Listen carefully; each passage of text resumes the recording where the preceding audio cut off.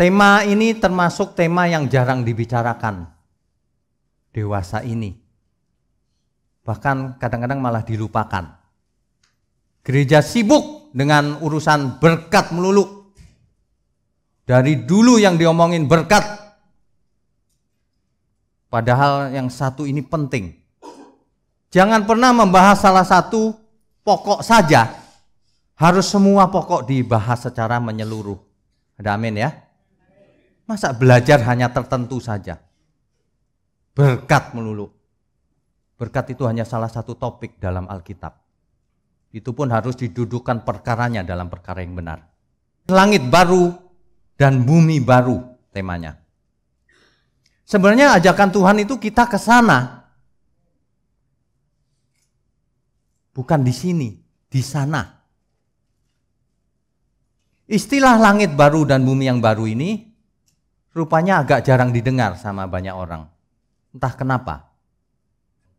Makanya banyak kesalahan ketika orang mendengar kata surga. Orang langsung salah pengertiannya. Karena surga atau heaven itu dalam pikiran banyak orang sesuatu yang gak jelas.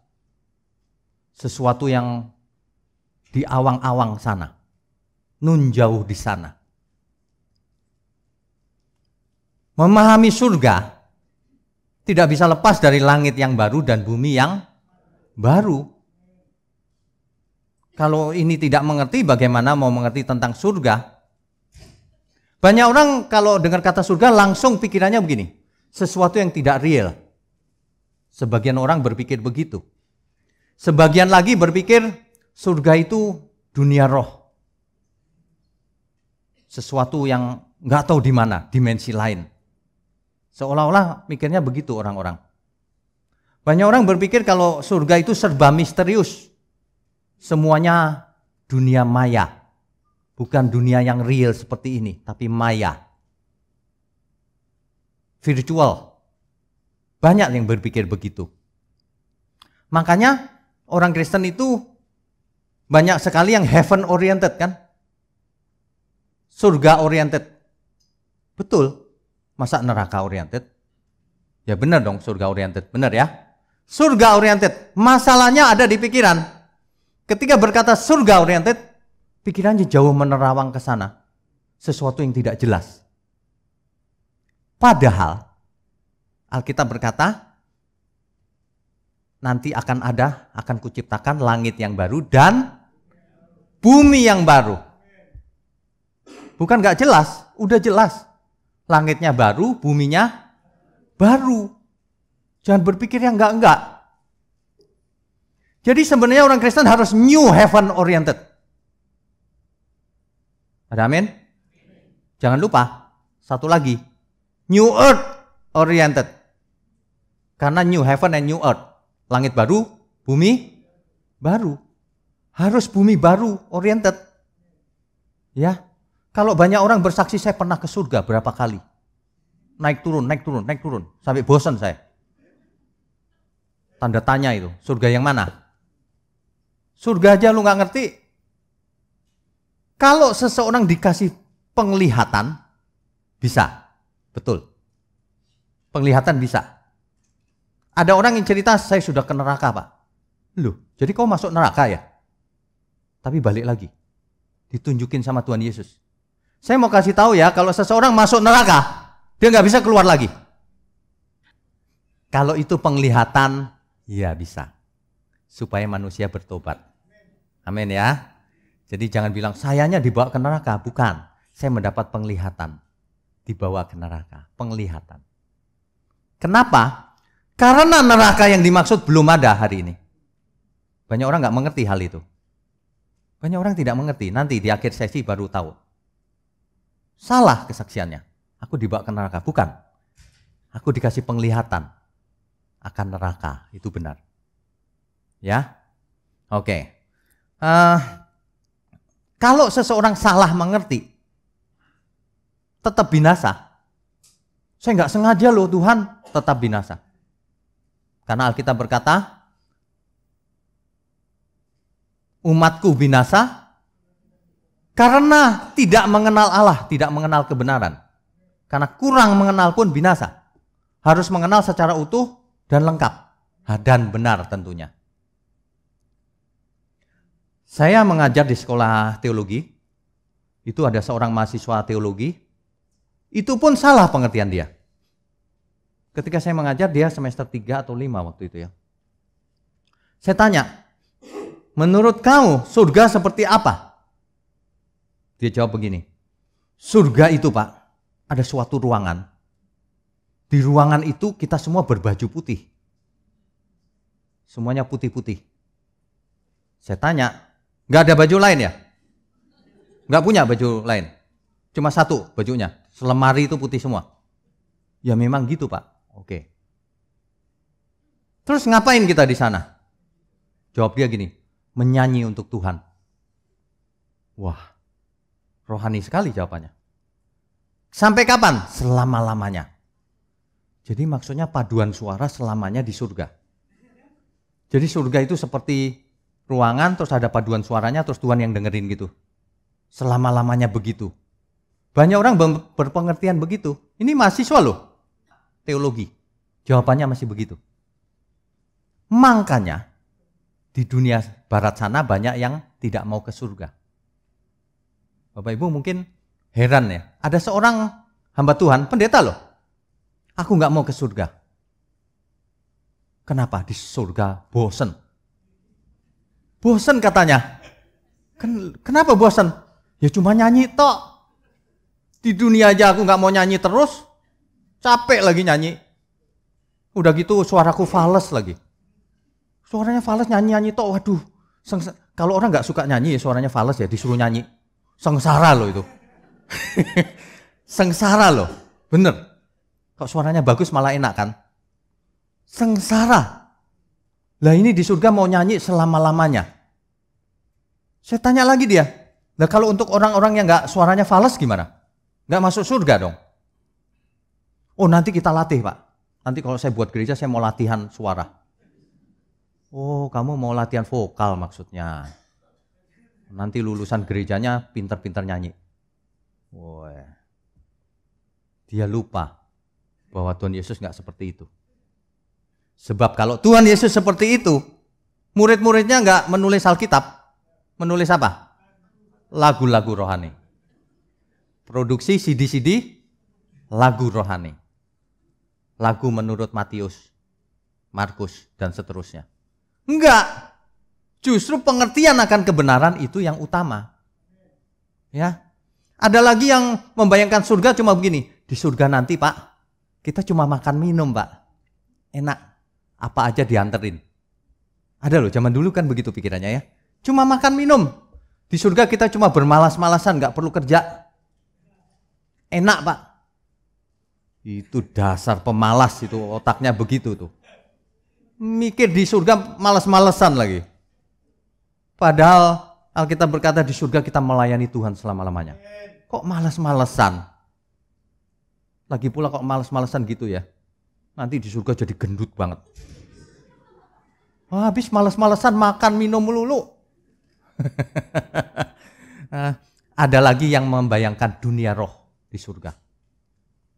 Di surga nanti Pak, kita bentuknya roh. Jadi kalau kita ketemu Pak nanti di surga, kalau kita salaman, lepas itu. Lepas, nggak bisa. Pelukan juga nggak bisa, jatuh molos sana. Ingat film Casper nggak? Kira-kira gitu di surga. Bayangan orang begitu tuh. Surga itu dunia roh, nggak ada makan minum, nggak ada apa-apa, semuanya nggak ada. Cuman ngambang kita. Jadi kita ngambang-ngambang gitu di surga. Jadi Casper. Ada yang membayangkan begitu tuh surga. Makanya banyak orang takut juga tentang surga. Yang pengertiannya salah. Di surga aku nggak mau aku jadi Casper. Nggak mau dia. Banyak pengertian yang salah karena tidak diambil dari Alkitab. Hari ini kita mau belajar murni dari Alkitab. Sehingga kita tahu kebenarannya. Amin ya. Bapak Ibu kalau mendengar sesuatu yang baru, jangan buru-buru nolak. Pelajari lagi di Alkitab. Karena semua nanti akan kita bahas dengan detail. Masa sih? Loh kok masa? Alkitab ngomong begitu. Justru yang kau mengerti itu bukan Alkitab. Gitu loh, ya. Oke, kita lanjutkan. Sebelum kita bahas langit baru, bumi baru, kita harus tahu dulu kenapa sih harus ada langit yang baru dan bumi yang baru? Apa perlu? Kan ini sudah ada langit baru, ada langit dan bumi yang sekarang. Ya kita mesti ingat kisah, mulai dari kisah Kejadian. Kejadian 1 ayatnya yang pertama.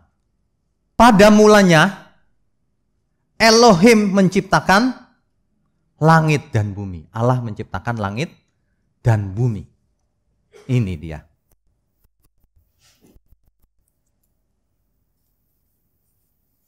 Kejadian 1 ayat 1.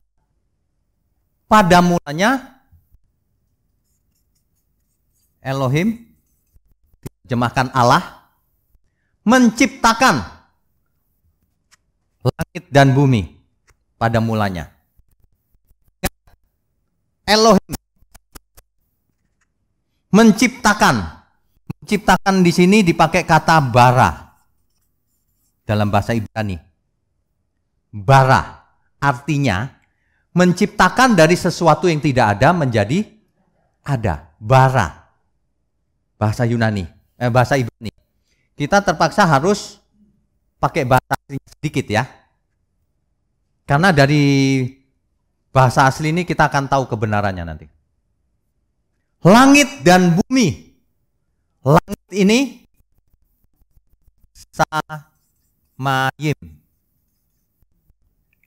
Ingat Bapak Ibu, kalau di belakangnya ada im, bahasa Ibrani, itu jamak bentuknya. Makanya kalau diterjemahkan menjadi jamak heavens. Ya. Jadi kalau kita pakai bahasa aslinya, Elohim menciptakan samayim, heavens, samayim dan bumi, earth. Saya lagi mau tekankan ini nih, samayim. Dari tidak ada menjadi ada. Kata samayim ini bisa diterjemahkan langit, bisa diterjemahkan jagat raya, universe, bisa diterjemahkan alam semesta. Kan tak terhingga. Itu maksudnya. Pada mulanya Allah menciptakan jagat raya yang tak terbatas ini dan bumi. Masuk akal dong? Bukan begini. Pada mulanya Allah menciptakan langit yang biru ini dan bumi. Di atasnya bagaimana? Seluruh jagat raya diciptakan Tuhan. Samayim ini seluruh jagat raya. Heavens. Ada kesukaran ketika orang mendengar kata surga, langsung bayangannya gitu lagi yang Casper tadi. Samayim, jagat raya, alam semesta. Itu yang dimaksud oleh ayat ini. Pada mulanya Allah menciptakan jagat raya, termasuk bumi. Dari tidak ada menjadi ada. Itu maksudnya. Ayat Kejadian 1, ayatnya yang pertama. Jadi di zaman Perjanjian Lama, itu orang-orang sudah mengenal perbintangan. Sudah tahu belum? Sudah tahu belum bahwa jagat raya tak terbatas? Di zaman Perjanjian Lama nih kita ngomong. Sudah. Orang-orang Ibrani, Israel kalau berkata langit, dia sudah tahu bukan langit yang biru ini. Waduh, ada bintang-bintang bertaburan. Abraham saja sudah diajak ngomong begitu kan? Sama Allah. Keturunanmu akan seperti bintang di langit. Udah jelas tuh. Berapa bintangnya?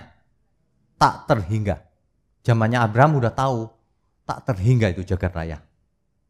Benar ya?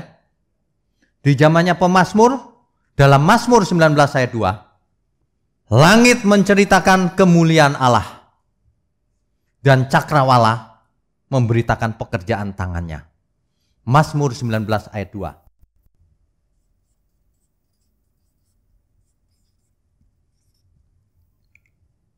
Di dalam bahasa Indonesia disebutkan langit menceritakan kemuliaan Allah.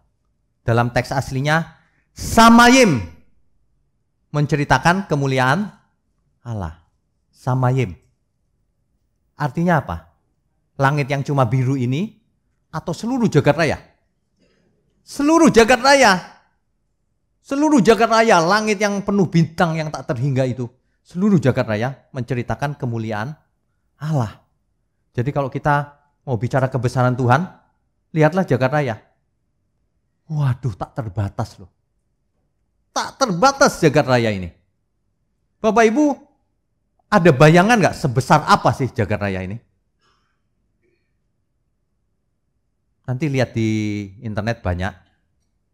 Kalau misalnya bumi itu sebesar kelereng, gunduk, maka matahari berjuta-juta kali lebih besar. Matahari kita itu. Bumi itu seperti titik dibanding matahari. Sementara matahari kita dibandingkan matahari yang lain lagi, seperti titik lagi. Jadi bumi dibandingkan matahari yang lain tadi, seperti nggak ada debu. Padahal matahari yang gede ini, kumpulan-kumpulan semua ini, seperti titik lagi di jagat raya ini. Terus begitu. Besarnya tak terhingga.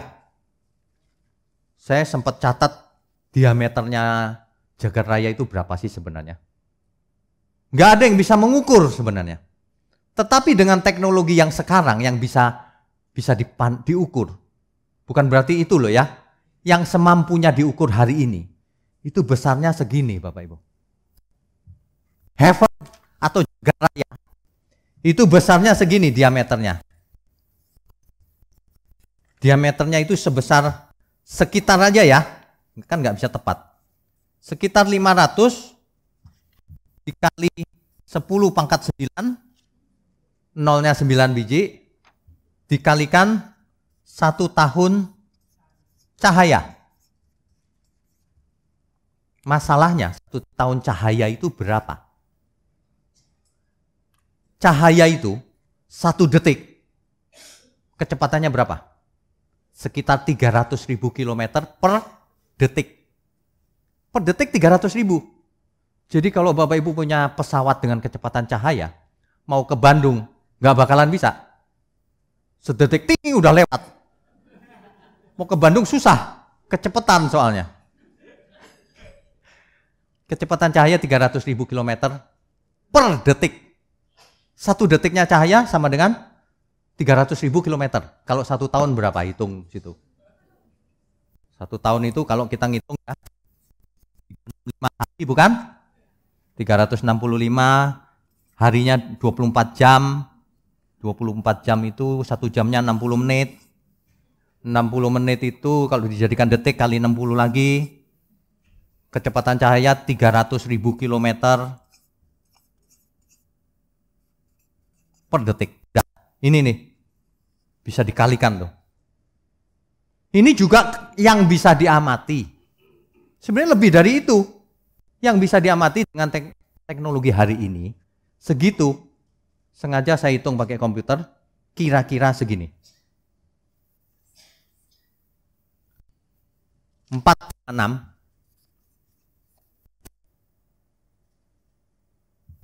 kali 10 pangkat 20 km. Jadi 4,6, nolnya 20 biji. Nolnya 20 biji bisa di... Itu apa itu ya? Ya nggak tahu, pokoknya begitu. Tak terhingga. Sebenarnya tak terhingga, bukan segini.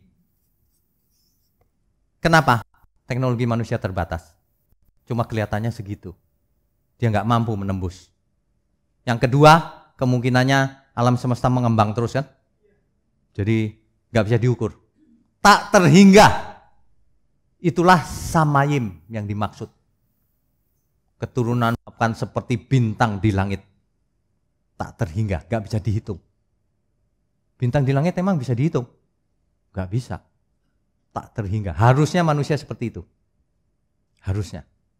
Memenuhi samayim. Mengelola samayimnya Tuhan ini untuk kepentingan Tuhan, untuk kemuliaan Tuhan. Harusnya begitu. Makanya ketika awal mula penciptaan, Adam dan Hawa ditaruh di bumi. Pada mulanya Allah menciptakan langit dan bumi. Adam Hawa ditaruh di langit apa di bumi?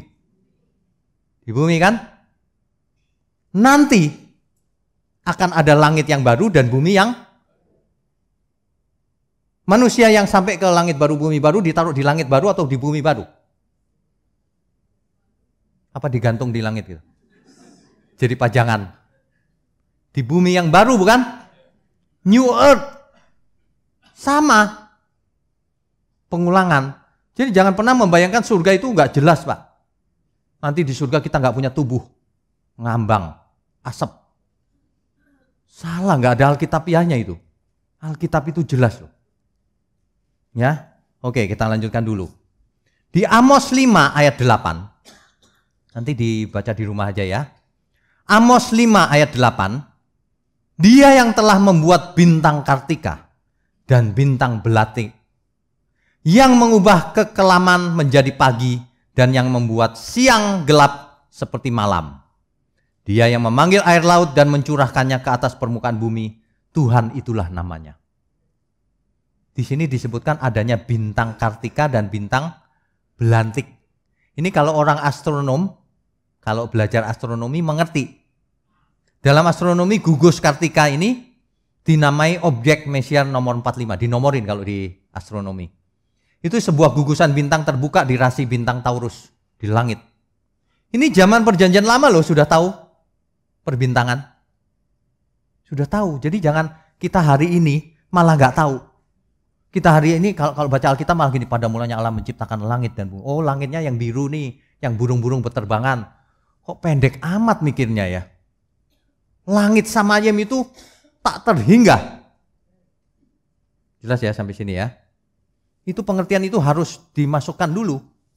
Bintang kartika dan bintang belantik ini luar biasa loh. Menunjukkan bahwa sudah mengerti mereka perbintangan. Bintang kartika ini kalau di bahasa Jawa itu disebut lintang wuluh. Kalau orang ngerti bahasa Jawa. Itu luar biasa loh. Jadi kalau hari ini ada yang percaya, Pak, bumi itu datar, Pak. Capek deh. Zaman dulu banget nih, ribuan tahun yang lalu. Sudah jelas bintang-bintang di langit. Alkitab mencatat bulatan bumi. Udah pasti bulat. Kok masih ngomong datar? Bingung saya. Kalau lapangan basket datar, iya. Tapi kalau seluruh bumi, bulat. Ya, jika penulis Alkitab berkata Samayim, ini yang penting buat kita. Dari tadi itu mau ngomong ini. Jika penulis Alkitab mengatakan Samayim, artinya bukan hanya udara ini. Bukan artinya langit yang ada mendungnya itu. Tapi seluruh jagat raya. Itulah yang dimaksud Samayim. Jangan dirubah-rubah. Sayang sekali terjemahan Alkitab bahasa Indonesia kita kadang-kadang tidak konsisten. Kadang-kadang Samayim diterjemahkan langit, kadang-kadang diterjemahkan surga. Jadi banyak orang yang membaca jadi gini, dipikir beda. Padahal itu satu kata, Samayim. Samayim, ya. Itu yang pertama. Sekarang yang kedua poinnya. Jika manusia tidak jatuh dalam dosa, Adam perlu mati nggak? Tidak. Kan firmannya jelas. Jika kau makan buah itu, kamu mati. Kalau nggak dimakan, nggak mati. Artinya Adam disetting atau dirancang dari awal hidup kekal. Adam roh seperti Casper atau daging? Daging. Daging tapi bukan daging seperti yang sekarang jatuh dalam dosa. Daging mula-mula. Rancangan mula-mula. Adam tidak bisa mati. Tidak bisa. Artinya sel-selnya Adam membelah sempurna. Gak bisa jadi tua. Gak bisa. Gak bisa rambutnya memutih sehingga perlu semir. Gak bisa. Gak bisa mukanya mulai kerut-kerut. Gak bisa. Sehingga perlu ditarik pakai benang. Kalau ibu-ibu kan ada yang ditarik benang tuh. Saya tahu juga tuh. Biar mulus lagi. Ya. Nggak ada. Adam tidak pernah mati. Dan hari itu Adam makanannya tumbuh-tumbuhan. Nggak ada kan diceritakan di Alkitab. Adam dan Hawa lagi mengejar-ngejar babi. Lalu disate babi. Atau ayam dikejar-kejar. Bikin sate ayam. Kan nggak ada. Hidup kekal dulu ya. Itu sih intermezzo aja ya. Padahal itu bukan intermezzo, itu ada cerita tersendiri. Itu serius juga itu. Tuhan tuh merancang segala sesuatunya. Semua ada maksudnya. Semuanya ada maksudnya. Ya. Oke. Nah, kalau manusia tidak jatuh dalam dosa, maka bumi juga tidak dikutuk. Maka tidak akan ada neraka. Maka tidak akan ada hukuman. Gak jatuh dalam dosa. Maka Tuhan Yesus tidak perlu turun menjadi juru selamat. Maka Adamlah yang akan menguasai bumi untuk kemuliaan Bapa di surga. Amin. Kalau itu yang terjadi, maka Adam yang menjadi pokok keselamatan. Adam yang menjadi teladan bagi keturunan-keturunannya, anak cucu. Sayang sekali Adam jatuh. Hawa jatuh, ikut suaminya diajak. Jatuh. Manusia jatuh dalam dosa. Sehingga bumi pun dikutuk oleh Tuhan. Bumi ini sudah terkutuk. Jadi tidak akan pernah dipulihkan. Bumi ini sudah terkutuk. Statusnya sudah terkutuk. Sebenarnya ya, kalau Adam taat itu ya, aduh, semuanya jadi enak. Bukankah setelah penciptaan, Tuhan sendiri yang menilai ciptaannya? Memang ada yang bisa menilai? Tuhan sendiri yang menilai, maka Allah melihat semuanya itu dan sungguh amat baik. Wahineh toh meot dalam bahasa Ibraninya. Sungguh amat baik. Tidak ada yang lebih baik dari ciptaan ini. Itu sudah yang paling baik. Artinya kalau nggak jatuh dalam dosa, ya itu kekal. Adam turun-temurun menguasai alam semesta untuk kemuliaan Tuhan. Kan begitu kan? Kalau itu yang terjadi, surga itu yang mana? Ya semuanya itu. Kan Tuhan yang jadi rajanya. Semua itu surga bukan? Bumi adalah bagian dari surga. Kalau tidak jatuh dalam dosa. Itu perlu dibayangkan begitu. Ketika jatuh dalam dosa, bumi bukan surga lagi. Dia sudah terkutuk. Dia sudah terkutuk. Sampai di situ jelas ya Bapak Ibu ya. Amin. Jadi kalau sampai di sini masih masa sih? Ya repot. Repot. Maunya jadi Casper sih. Ya. Oke. Kita lanjutkan. Wahineh toh meot. Semua itu sungguh amat baik. Jadi kalau Adam jatuh ke dalam dosa, itu karena dirinya sendiri yang buat keputusan. Jangan bilang Tuhan yang menentukan. Salah itu. Kok Tuhan yang menentukan? Emangnya Tuhan bikin skenario apa? Skenario yang jahat dong. Manusia kuciptakan, kujatuhin dalam dosa. Habis itu kuhukum. Waduh, gawat itu teologi itu. Sesungguhnya manusia harus mempertanggungjawabkan apa yang diperbuatnya. Adam dan Hawa dihukum karena perbuatannya, bukan karena ditakdirkan Tuhan. Hari ini juga sama. Manusia jangan pernah ngomong, misalnya seorang suami yang selingkuh, aku memang ditakdirkan selingkuh. Enak aja loh. Itu karena perbuatanmu sendiri. Waduh. Sesungguhnya apa yang akan terjadi di depan diserahkan ke kita. Tapi Roh Allah menyertai kita, menolong kita, supaya kita berjalan dalam kebenaran. Kalau kita nggak mau, maka nasib masa depan kita yang tentukan, nyemplung ke neraka. Jadi jangan sampai ada orang yang, waduh, ditakdirkan ini. Bukan, itu pilihan. Hidup ini pilihan. Bapak Ibu kesini ditakdirkan Tuhan atau memilih mau belajar Alkitab. Kan memilih. Memangnya ditakdirkan. Nah, bagaimana orang yang nggak ke sini? Ditakdirkan nggak ke sini? Kan nggak begitu. Semua hidup ini pilihan. Makanya apa yang kita alami hari ini akibat masa lalu. Waduh Pak, kalau gitu saya menyesal Pak. Dulu saya nggak karuan hidupnya. Ya bagus, bertobatlah. Toh hidup di dunia ini nggak lama. Nanti akan ada langit yang baru, bumi yang baru. Mantep kan? Coba kalau nggak ada langit baru, bumi baru, ya aku udah gagal nih. Selesai dong. Justru karena ada harapan yang baru, semangat. Kan begitu ya? Nah, kita lanjutkan. Jadi dengan jatuhnya manusia ke dalam dosa, maka akibatnya manusia menjadi mati. Bisa mati. Lalu bumi dikutuk. Lalu bumi di masa depan menjadi lautan api. Itu sudah pasti. Lautan api inilah yang dalam teks aslinya disebut Gehenna.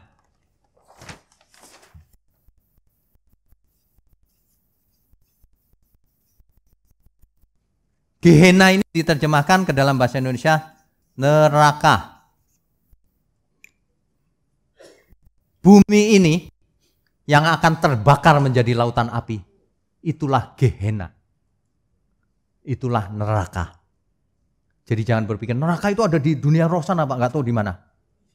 Alkitab berkata bumi itu yang akan jadi lautan api. Jangan aneh-aneh mulai sekarang. Jangan dengerin orang-orang yang bersaksi tanpa dasar Alkitab. Banyak orang nggak mengerti loh. Masa Tuhan menciptakan neraka? Tidak, pada mulanya semuanya baik-baik. Manusia yang melanggar. Ya, oke. Nah, kalau manusia ini berbuat memberontak terhadap Tuhan, itu sebenarnya manusia yang menyebabkan adanya neraka. Kalau enggak kan enggak ada. Bumi enggak dikutuk. Di mana enggak perlu neraka juga. Ya. Nah, itulah sebabnya Tuhan menyediakan langit yang baru dan bumi yang baru. Sebab langit dan bumi yang sekarang tidak akan dipulihkan. Sebab langit dan bumi yang sekarang akan menjadi lautan api. Danau api tepatnya. Ya. Nah, Nabi Yesaya di abad sekitar 700-an tahun sebelum Kristus, ya. Nabi Yesaya menulis nubuatan ini. Yesaya 65 ayat 17. Kan awalnya Kejadian 1 ayat 1, pada mulanya langit dan bumi kan. Lalu jatuh dalam dosa, Yesaya menulis nubuatan ini. Yesaya 65 ayatnya yang ke-17. Sebab sesungguhnya aku menciptakan langit yang baru dan bumi yang baru. Hal-hal yang dahulu tidak akan diingat lagi dan tidak akan timbul lagi di dalam hati. Ini kalau kita lihat teks Ibraninya, bahasa aslinya lagi. Aku menciptakan di situ pakai kata bara.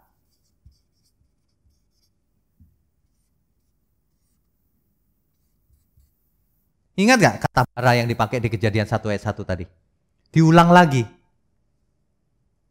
Aku akan menciptakan, aku akan bara samayim yang baru dan bumi yang baru. Jelas ya? Bara menciptakan dari tadinya nggak ada menjadi ada. Sama. Langit yang baru, bumi yang baru. Jadi jelas Nabi Yesaya menulis. Satu lagi di Yesaya 66 ayat 22. Sebab sama seperti langit yang baru dan bumi yang baru yang akan kujadikan itu tinggal tetap di hadapanku, demikianlah firman Tuhan, demikianlah keturunanmu dan namamu akan tinggal tetap. Perhatikan baik-baik di Yesaya ini. Sebab sama seperti langit yang baru dan bumi yang baru yang akan kujadikan itu. Sudah dijadikan belum? Belum. Di zamannya Yesaya belum. Akan. Jelas ya? Akan, jelas. Lalu di zamannya perjanjian baru, kita baca 2 Petrus 3 ayat 13. Tetapi sesuai dengan janjinya. Janji siapa? Janji Tuhan. Tuhan berjanji. Tetapi sesuai dengan janjinya kita menantikan langit yang baru dan bumi yang baru, di mana terdapat kebenaran. Di langit dan bumi yang lama ini tidak ada kebenaran. Artinya banyak orang yang jahat. Gak usah jauh-jauh. Lihat aja sekeliling kita. Banyak orang curang demi kekuasaan. Banyak orang korupsi. Banyak orang selingkuh. Kawin sana, kawin sini. Cerai. Sembarangan hidup. Di langit dan bumi yang lama ini banyak kekacauan memang. Di langit baru, bumi baru, hanya terdapat kebenaran. Itulah sebabnya orang yang tidak hidup dalam kebenaran tidak akan sampai di sana. Karena nggak cocok kan? Nggak match. Di sana hanya ada kebenaran. Orang yang curang dibuang Tuhan, sudah pasti. Makanya jangan pernah ada yang curang di sini. Apalagi culas hatinya. Tidak ada barang yang najis masuk ke sana. Ya, oke. Makanya kalau kita ngomong janji Tuhan itu, jangan dibelokkan kemana-mana. Aku klaim janjinya. Janji yang mana? Aku akan dibelikan rumah sama Tuhan. Mana ada? Aku akan dibuat kaya di bumi. Mana ada janji begituan? Tagihan ngapain Tuhan janji begitu? Tuhan pasti janji, ku janjikan langit yang baru dan bumi yang baru. Ada amin? Kita beri kemuliaan untuk Tuhan. Untung Tuhan janjinya itu. Kalau Tuhan janjinya gini gimana? Pak, kok akan kubuat kaya raya di bumi. Punya rumah banyak, punya istri banyak, punya ini, semuanya banyak. Rusak nggak manusia? Janji Tuhan yang paling penting itu ini. Langit yang baru, bumi yang baru. Kalau kita bicara dalam 2 Petrus ini, ingat ini zaman perjanjian baru. Di dalam 2 Petrus ini, Samayim berubah bahasanya. Tadinya bahasa Ibrani menjadi bahasa Yunani. Ouranos. Sama artinya. Jagat raya, universe, langit, surga, heavens. Sama. Ouranos. Dalam bahasa Yunaninya Ouranos. Jadi kalau kita dengar di perjanjian baru Ouranos, itu bahasa Yunani. Ouranos yang baru. Baru di sini dipakai kata kainos. Bukan neo. Artinya apa? Baru dalam naturnya. Baru dalam kualitasnya. Jadi langit baru dan bumi yang baru, kualitasnya baru. Bukan seperti yang lama ini kualitasnya. Kalau cuma diciptakan baru tapi sama persis sama yang sekarang, buat apa? Kualitasnya baru. Bukan baru karena gini, nah baru diciptakan tuh masih baru. Masih grass, masih anget. Bukan itu maksudnya. Baru di sini kainos. Artinya kualitasnya baru. Ya. Di zamannya Petrus sudah diciptakan belum? Yang jelas Petrus bicara kita semua sedang menantikan. Sedang menanti. Termasuk kita semua bukan? Kita sedang menantikan langit yang baru, bumi yang sesuai dengan janji Tuhan. Kan begitu. Ingat, Petrus menulis ini 2000 tahun yang lalu. Waduh, sudah 2000 tahun berlalu. Jangan-jangan sudah dekat nih. Memang sudah dekat.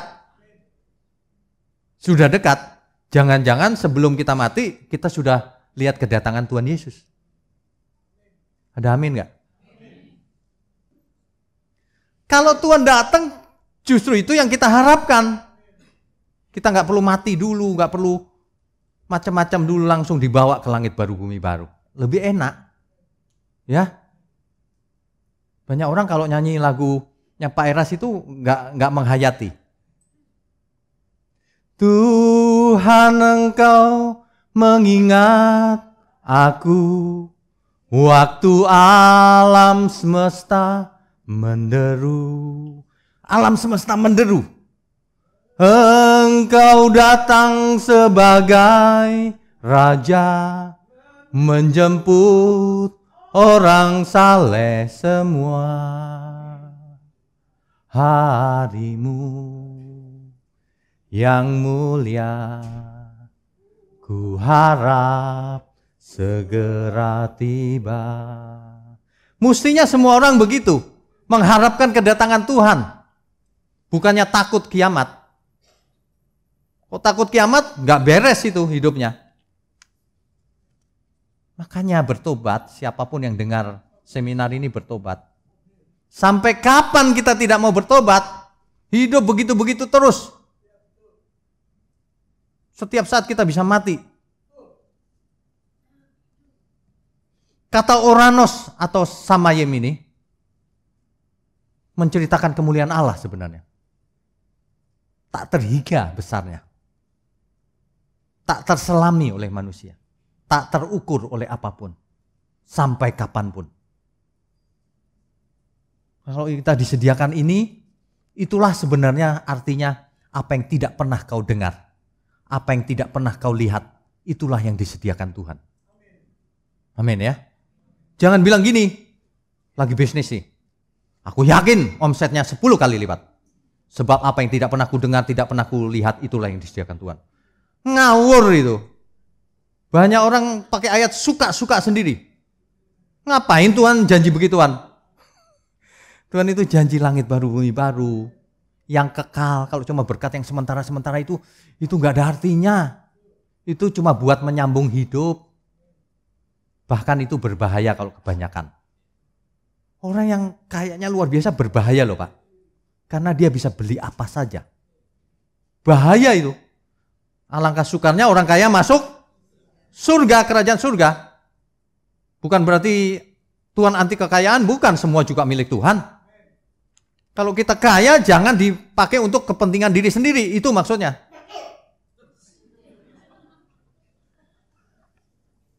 Oke, kita lanjutkan. Jadi kalau kita perhatikan Alkitab, perhatikan baik-baik. Alkitab di halaman pertama, Kejadian 1 ayat 1. Pada mulanya Allah menciptakan langit dan bumi. Di tengah-tengah, Dia akan menciptakan langit yang baru dan bumi yang baru. Di perjanjian baru, sebab aku menantikan langit yang baru dan bumi yang baru seperti yang dijanjikan Tuhan. Di penutupnya, Wahyu, suasana langit baru bumi baru diceritakan oleh Rasul Yohanes di Pulau Patmos. Dia menulis, Wahyu 21 ayat 1. Lalu aku melihat langit yang baru dan bumi yang baru. Sebab langit yang pertama dan bumi yang pertama telah berlalu dan laut pun tidak ada lagi. Saya kalau baca ini ya, ada perasaan sedih gitu. Dan laut pun tidak ada lagi. Yang jelas bukan cuma laut. Ini kan bahasa puitis ya. Kalau sekarang kita main ke pantai, kayaknya bagus ya. Meskipun pantai sudah kotor. Di langit baru, bumi baru. Di langit baru, bumi baru ada pantai nggak kira-kira?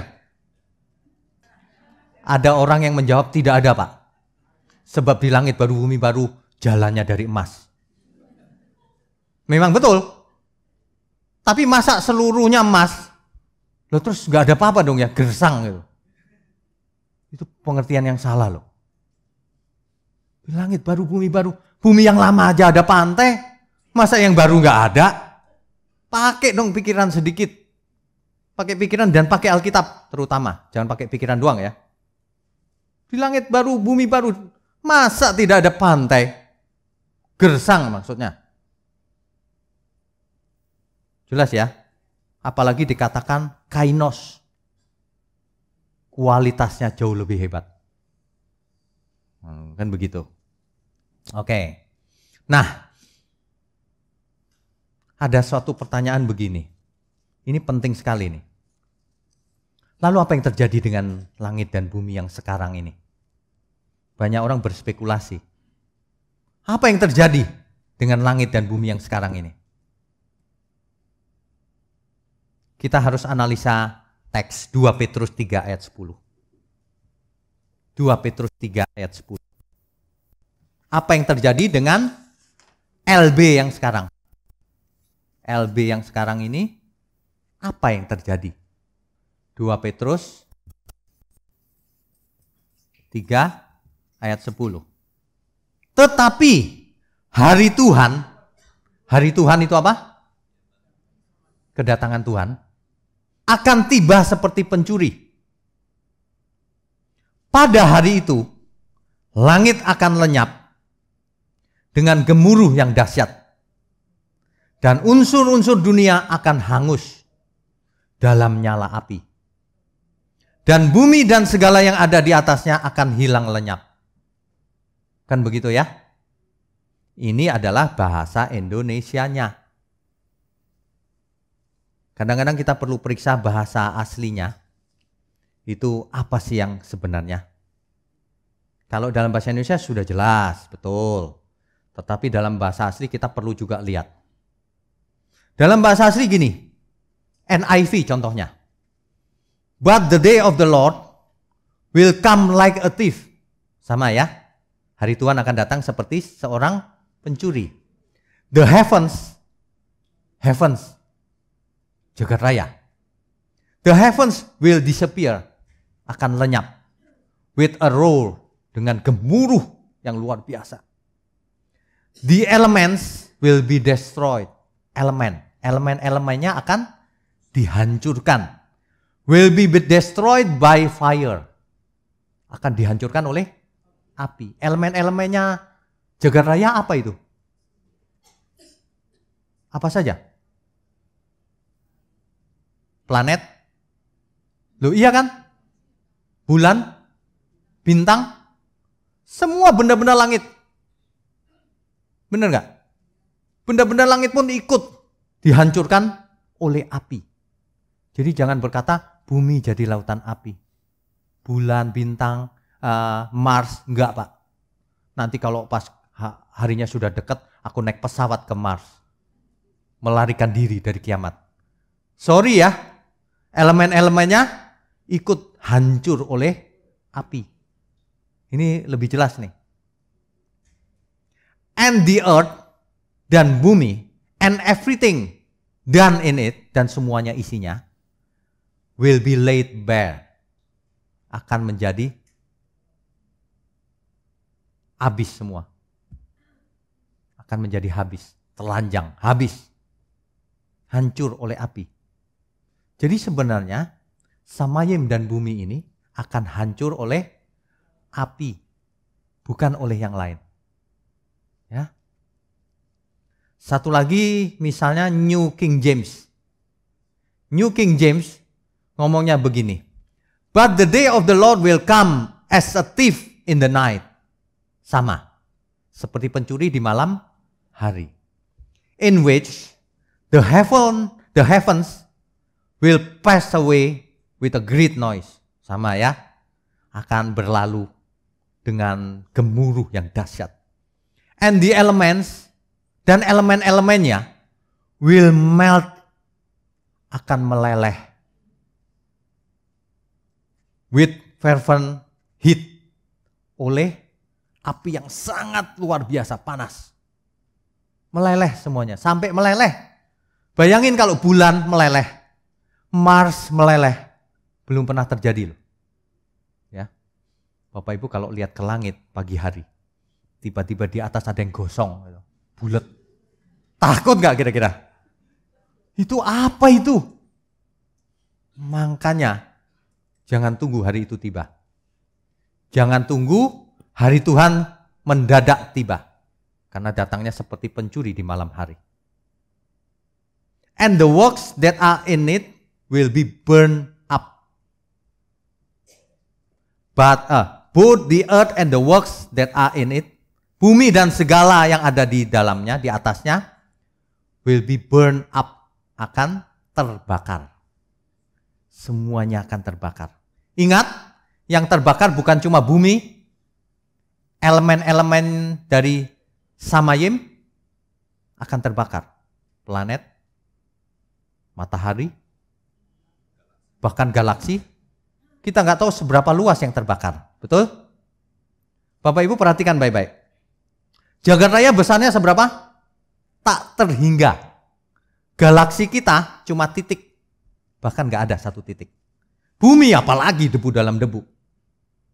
Jadi kalau galaksi kita terbakar, itu nothing buat jagat raya. Ngerti maksudnya ya? Jadi hanya danau api. Makanya sebenarnya Limnetopuros itu artinya danau api, bukan lautan api.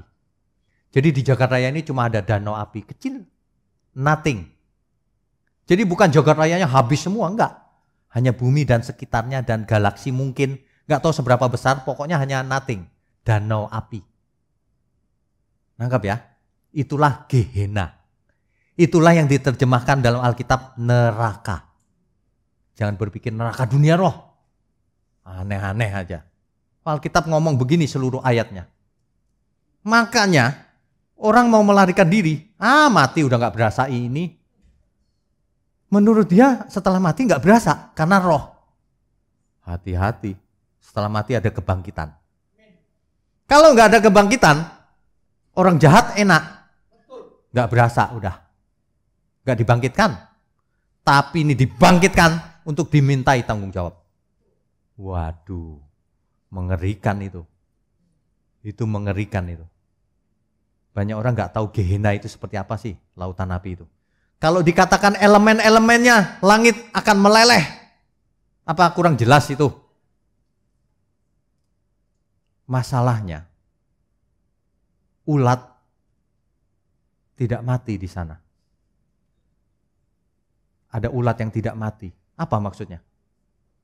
Kamu gak bakalan mati dibakar. Hati-hati loh. Atau mati pun gak tahu berapa lama. Dibangkitkan dulu untuk dibakar. Yang neraka nih. Kita tujuannya bukan ke sana. Langit baru, bumi baru. Makanya bertobat. Hari ini kalau masih ada sisa-sisa yang gak benar di dalam diri kita, lepaskan. Adakan pelepasan. Mari kita bertobat. Kan gitu kan? Ya. Jangan ditunda-tunda. Setiap saat kita bisa stroke. Bisa. Setiap saat kita bisa serangan jantung. Bisa. Makanya kita kan sering ada ibadah penghiburan. Kita lihat ya baru berapa lama kita ngobrol sama ibu ini atau bapak ini. Sekarang sudah terbaring. Ya sudah. Sampai jumpa lagi ya Om. Pak, Bu, sampai jumpa lagi. Karena nanti kita ketemu lagi bukan? Di langit baru, bumi baru. Makanya orang kalau mengerti kebenaran tidak takut mati. Katakan amin. Mati ya biasa aja gitu. 70 tahun. Atau 100 tahun sekalipun. Dibandingkan kekekalan itu nothing. Gak ada papanya. Jadi kalau di 70 tahun ini kita sengsara, itu pun gak masalah. Asal kita sampai ke kekekalan. Asal kita sampai ke bumi yang baru. Waduh, kalau sampai sana mantep itu. Banyak orang hari ini nggak apa? Orientasinya bukan bumi yang baru, bumi yang sekarang. Makanya korupsi pun dilanggar habis-habisan. Selingkuh dihajar. Makan sembarangan, minum sembarangan, bicara sembarangan. Padahal Alkitab ayatnya sangat jelas. Sangat jelas Alkitab itu. Kalau dunia dan bumi ini akan meleleh, akan hancur oleh api yang begitu dahsyat. Rasul Petrus mengingatkan, oleh karena itu betapa salehnya kamu harus hidup tak bercacat, tak bercelah. Kalau enggak, ikut ke sana. Gitu loh. Banyak orang ya, dunia ini memang sudah sekuler benar. Di Indonesia masih enak, manusianya religius. Kalau di daerah Eropa gitu, dulunya kan religius ya. Hari ini gereja jadi museum, jadi toko, kosong. Di Australia, kosong. Jadi museum. Waduh.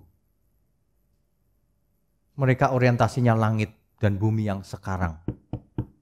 Mereka nggak kenal bahkan istilah new heaven and new earth. Nggak kenal. Mengerikan loh. Padahal kalau mati takut juga mereka. Orang dunia itu biar badannya gede. Biar dia jenderal, biar dia konglomerat. Kalau sudah mau mati, takut dia. Takut. Orang yang tidak punya Tuhan takut. Makanya siapapun kita harus punya Tuhan. Amin. Hidup cuma sekali loh. Hidup ini cuma sekali. Tidak banyak kesempatannya. Jadi kalau kita lihat 2 Petrus 3 ayat 10. Itu intinya begini. Ada beberapa inti kan. Yang pertama, kedatangan Tuhan seperti pencuri. Tidak bisa diprediksi kapan. Hanya tanda-tandanya diketahui. Waktunya sudah dekat.